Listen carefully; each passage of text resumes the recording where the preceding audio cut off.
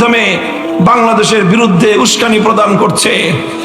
আমরা কি এটা ধরেই নিব যে তোমার দেশে তুমি তাকে রেখে তার মাধ্যমে তুমি আমার বাংলাদেশের অভ্যন্তরে বিশৃঙ্খলা সৃষ্টির পায়তারা চালাচ্ছ?